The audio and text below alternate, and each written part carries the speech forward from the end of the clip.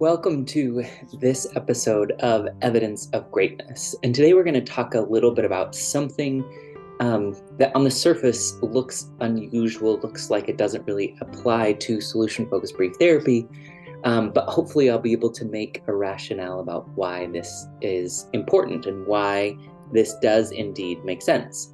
So we're going to consider an article that is called Short Horizons and Tempting Situations.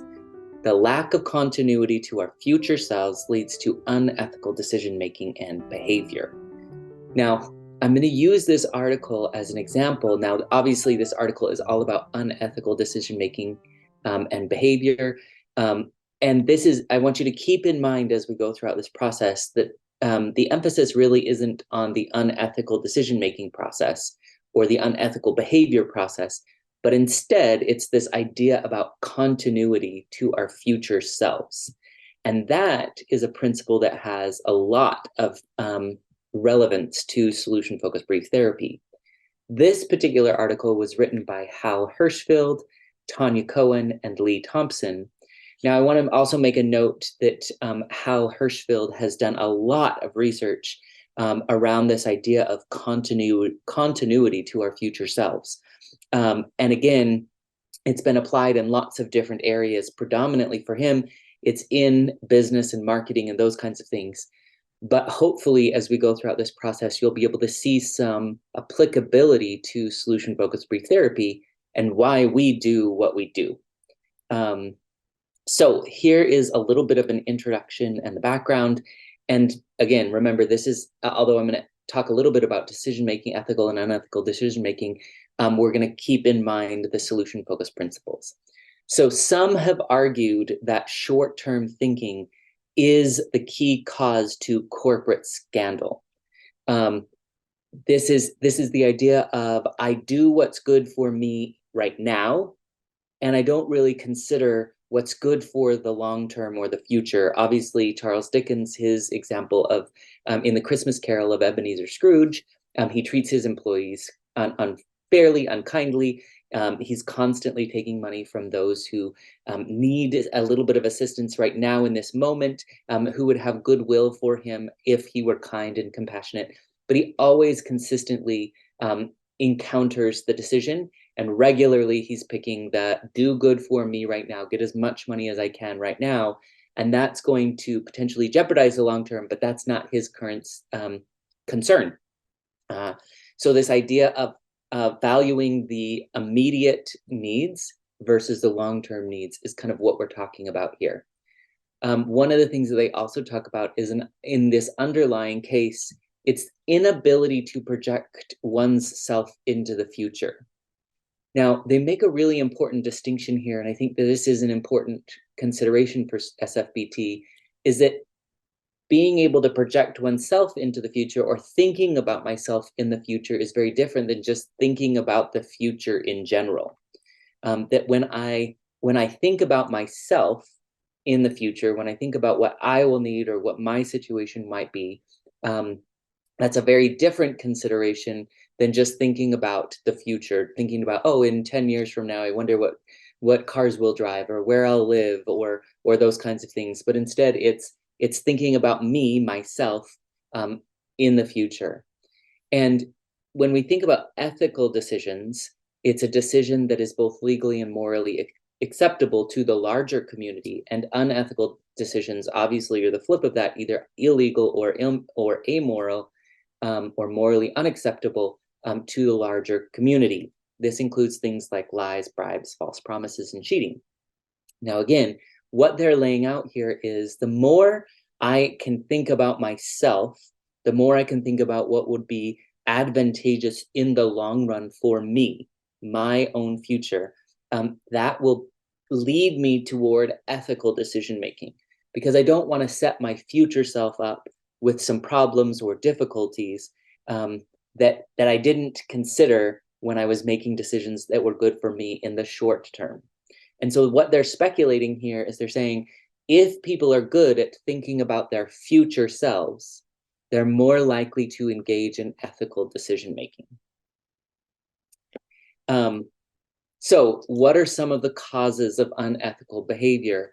Obviously, they talk about some personal traits. They say, like, if I'm really braggadocious, if I lack humility, if I lack honesty, or on the flip side, if I'm really prone to guilt, right? Those are things like, or actually, if I'm not that prone to guilt, if I do things and I don't feel bad for it, then very likely that's going to lead to unethical behavior.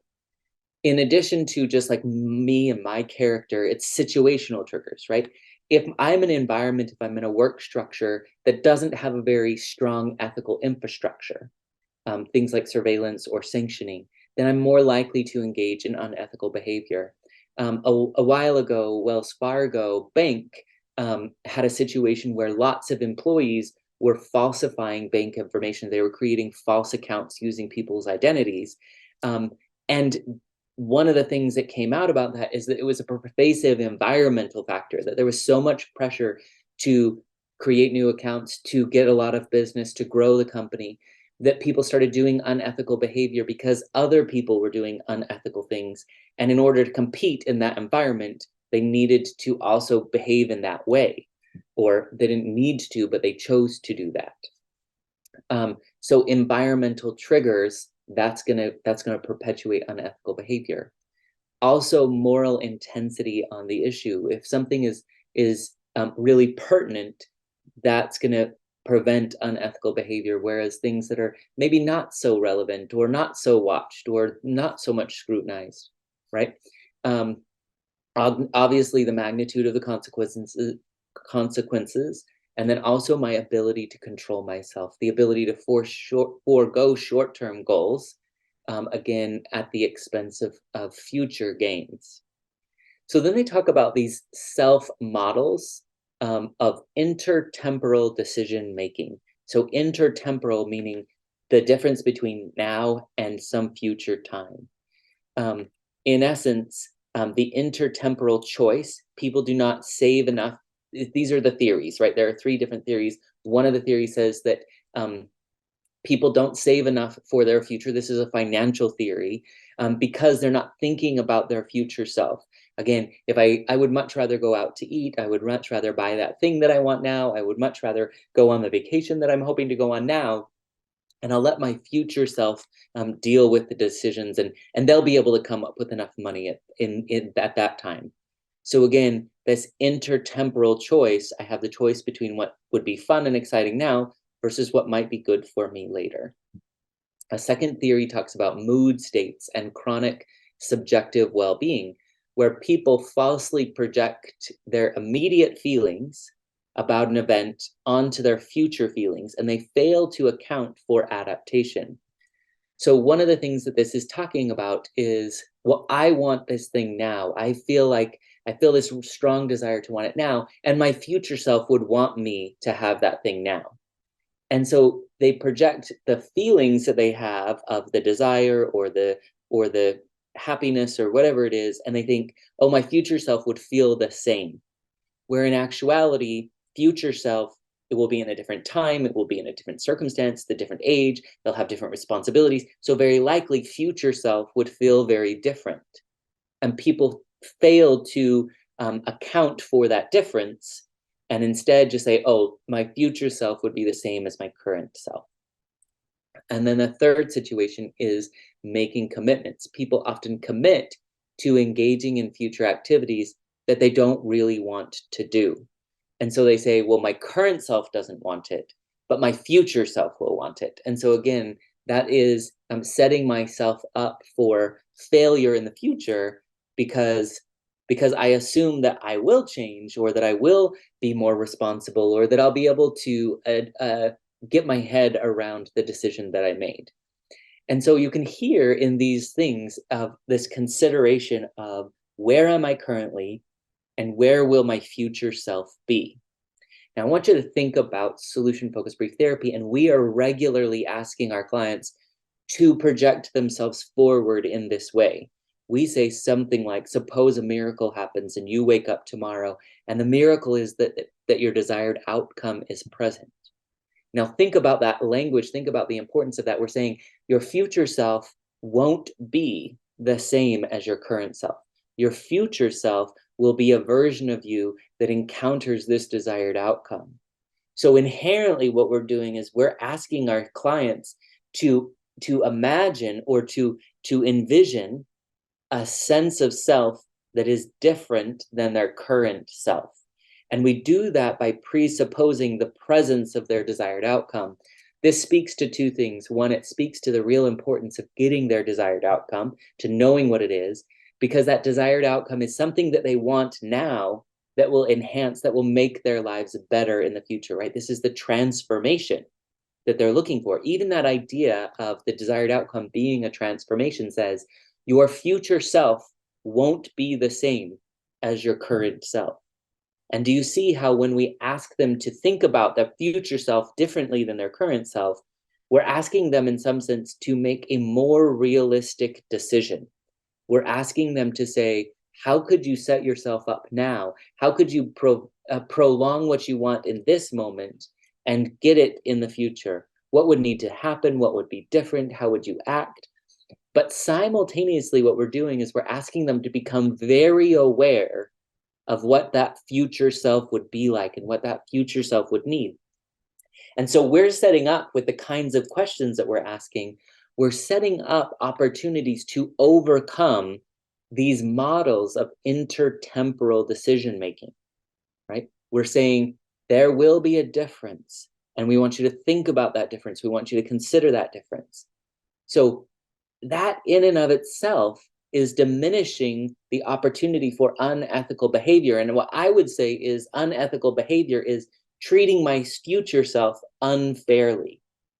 And just by introducing the presence of the desired outcome, we diminish the opportunity for unethical behavior toward myself, which I think is so powerful. It's a really amazing concept, actually. So this idea of getting my current self in line with my future self is what they call future self continuity. And over time, a couple of people have talked about this idea of future self continuity in various ways. Strauss talks about it as people don't possess a continuous self over time. There's an impermanence of self, right?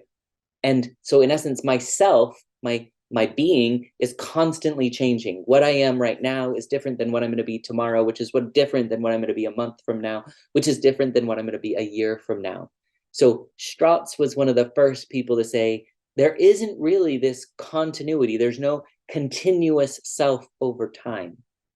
And Parfit follows along with that, and he says that identities of humans are not continuous over time. So how I see myself, how I experience myself, how I envision myself interacting with the world, that is also not continuous over time. What's important then is how connected I feel to my past selves and to my future selves. And why that's important is because if I care less about myself that is farther in the distance, then I make decisions where I'm less concerned about that person because I'm less connected to that person. So obviously myself yesterday is much more pertinent to me than myself 10 years ago. Or my future self, I do my homework today because I know that tomorrow's self will have to deal with that. I'm much more likely to do something that's good for my tomorrow self than potentially from my 10 years from now self, because I'm not as connected to it. It doesn't seem like the same version of me.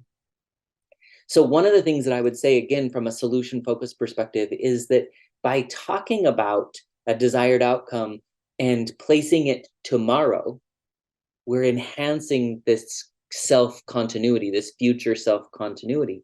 But also by talking about it with such great detail and talking about the decision-making and what would be different and how would you notice, we're also enhancing self-continuity.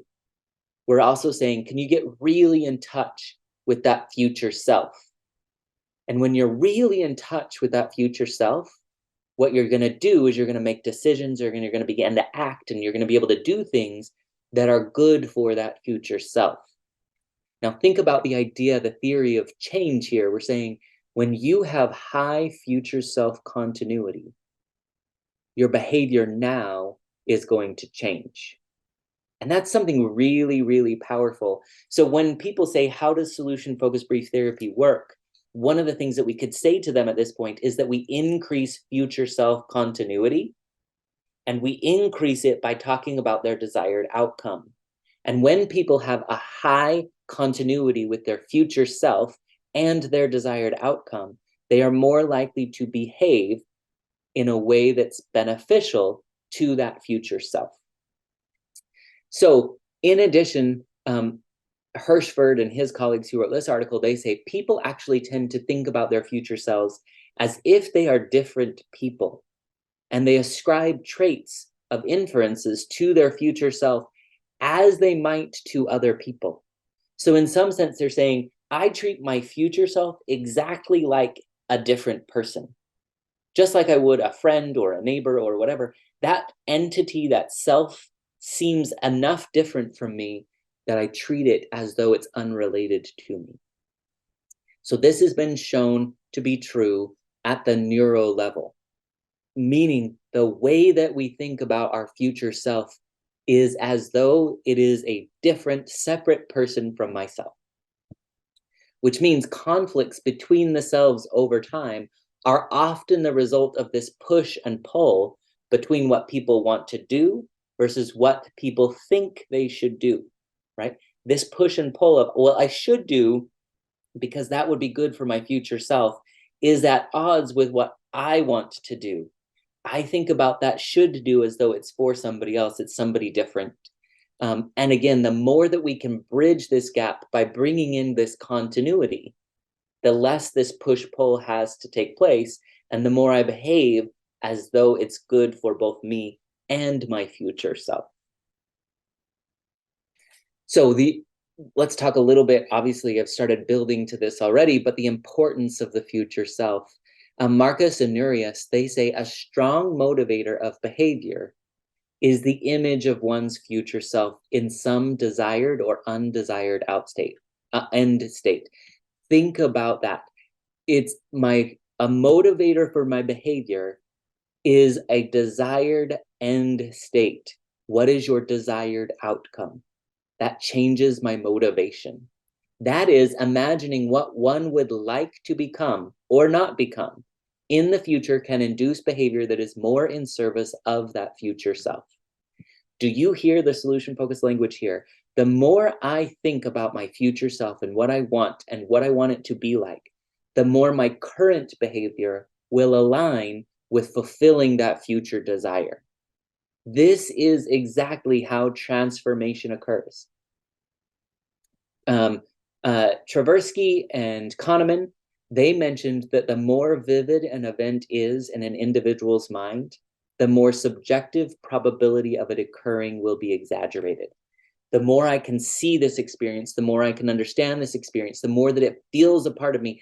And again, think about, we're saying you need the smallest, littlest, tiny details in your preferred future description. Why? Because it's going to make it really vivid in the individual's mind. And therefore, the probability of it occurring is going to get bigger and bigger and bigger. This is explaining why we do what we do.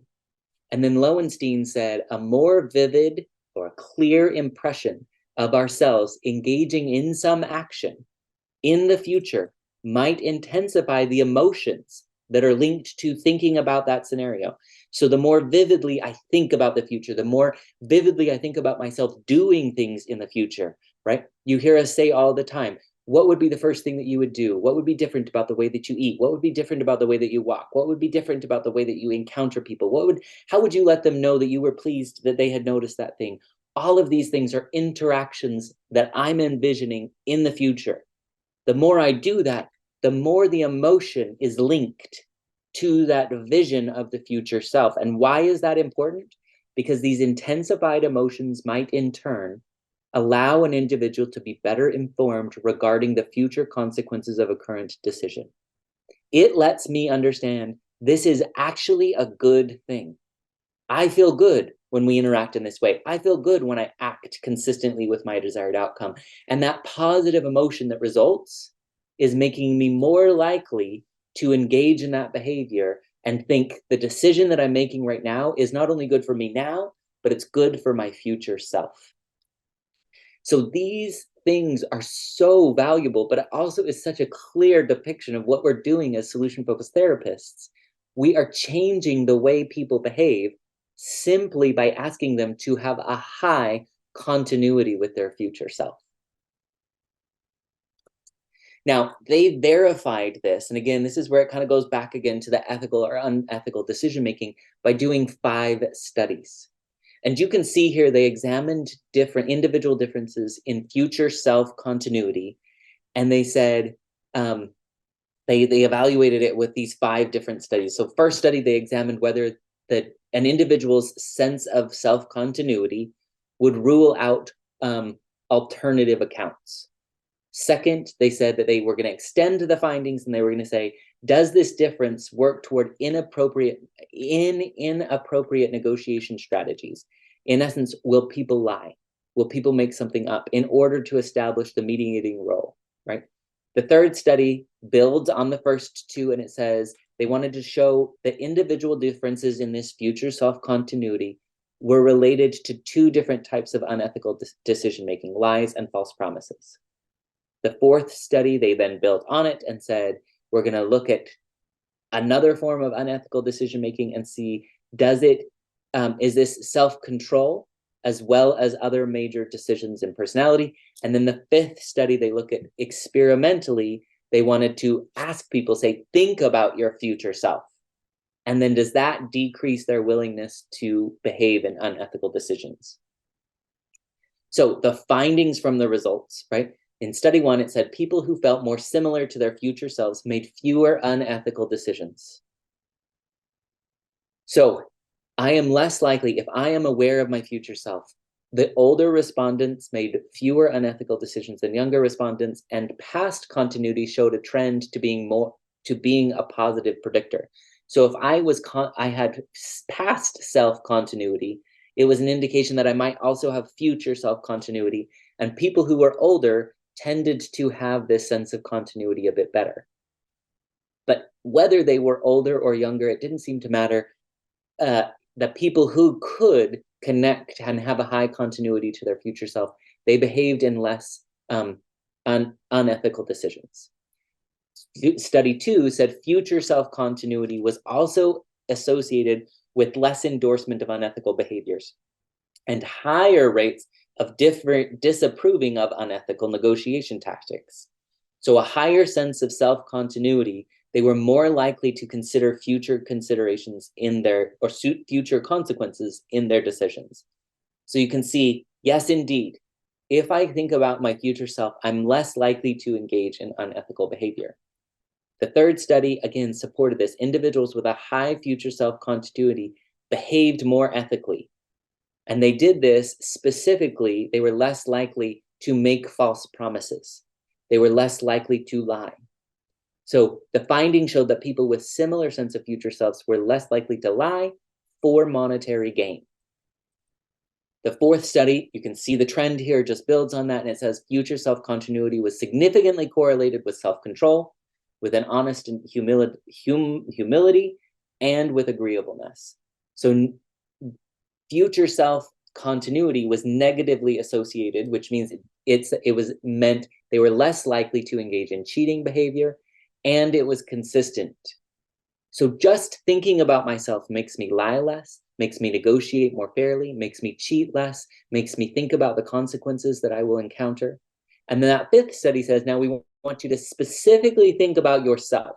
Up to this point, they didn't even tell people to think about their future selves. They just assessed, do they think about their future selves? Now they're saying, we're going to tell them, think about your future self. And what does that do? It even more predicts that they will be less likely to engage in unethical behavior. But also one of the things that it does is that it shows that people who think about their future selves are more likely to engage in ethical behavior, even more than people who just think about the future in general. So there's something about putting myself into this position, not just thinking about the future, but thinking about myself in the future, that impacts how ethically I behave.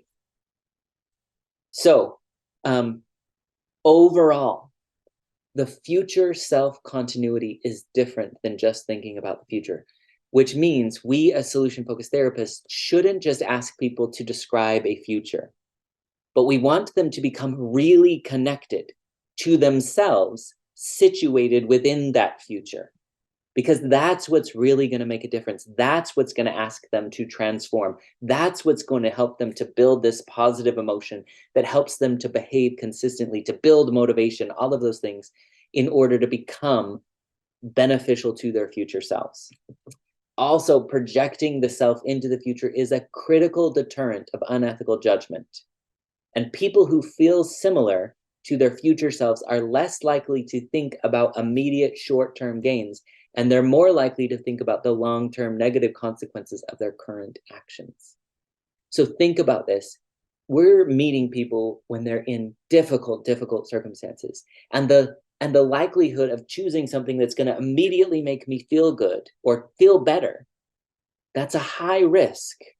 But what we might do or in order to feel better in this moment, things like drugs or alcohol, or things like other problematic behaviors, or engaging in self-harm, or eating a lot, or any of those things, that might not be what's best for us. And so we're asking people to consider their future selves, and they're more likely to think about that long-term gain instead of the short-term gain.